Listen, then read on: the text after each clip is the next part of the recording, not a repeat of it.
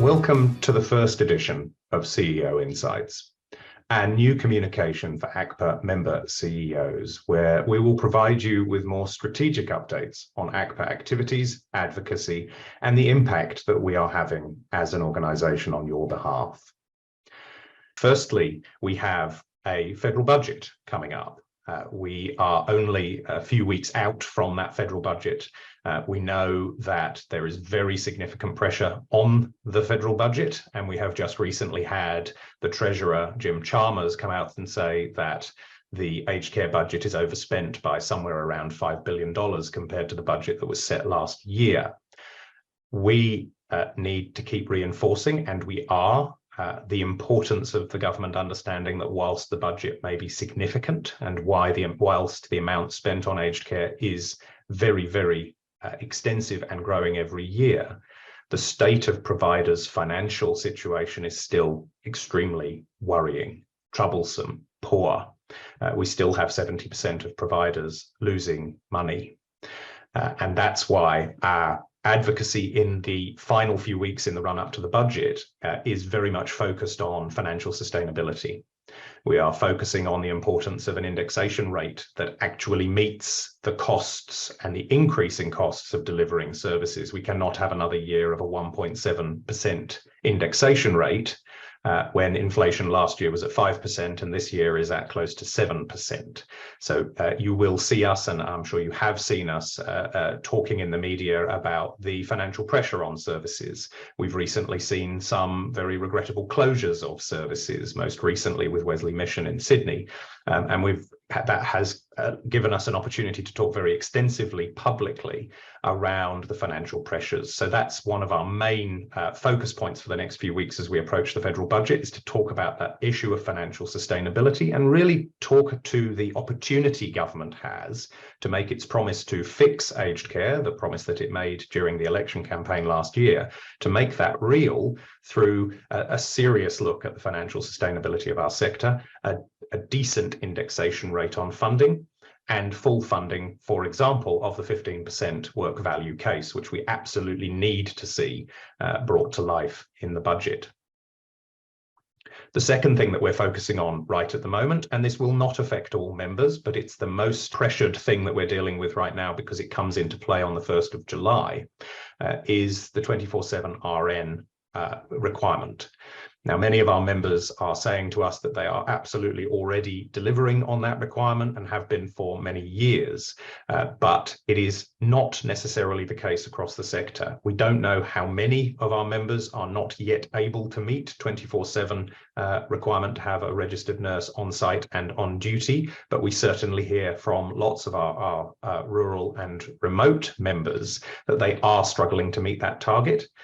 And also from some of our larger members in metro areas that whilst they meet the target most of the time, there are times each week where for reasons beyond their control, they are going to fall foul of that target. For example, when someone calls in sick and you can't get cover within a decent period of time. So we are calling pretty assertively with government for expansions of exemptions, making sure that the reporting burden, which as it's currently proposed is fairly extensive, is reduced so that we do not have people having to spend more time filling out red tape and complying with paperwork than they are looking for those registered nurses that will help them deliver on the 24/7 nursing target. So we will keep pushing that, not just up to 1 July, but beyond 1 July. One of the things that we have said very, very consistently to government is this cannot be a set and forget situation.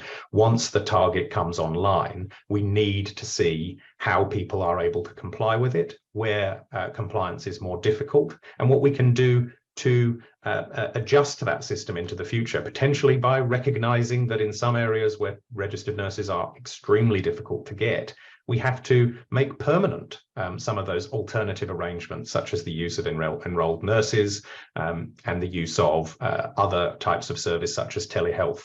And I know that government is looking at evidence on those things right at the moment. So that's a major focus for us. we are really looking at how we can support members that are particularly struggling and are looking at making quite extreme decisions about their future in the sector.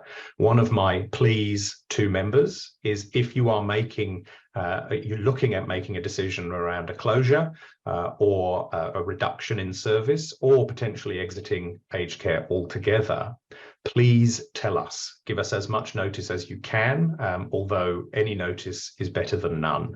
We can help you. We can help link you with the people that you need to be engaged with. For example, the Department of Health. The experience we've generally had is where members are engaged with the department as they approach making an announcement on something like a site closure. The department is generally pretty helpful. They are able to access some additional sources of funding or support that can help when you are in extreme hardship circumstances. But please reach out to us as soon as you can. It's very difficult for us to advocate for you and to support you publicly when the first we hear of changes that you are making is when a journalist calls us. So please, if you are making those decisions, and I know that there are many people in our sector who are looking very seriously at their futures, please engage us. You can trust that anything you share with us will be confidential, but it is very helpful for us to understand where you're at so that we can help you. It is very helpful for us so that we can have messages predetermined, so that when we are called by media outlets, we know what it is that we can most helpfully say and do. But it also will help support you. It will give you access to services and support that you might not know that you can get. So please use us as a resource. We are here to help you if you are in that kind of situation, and we want to help you. So please tell us if you need that help.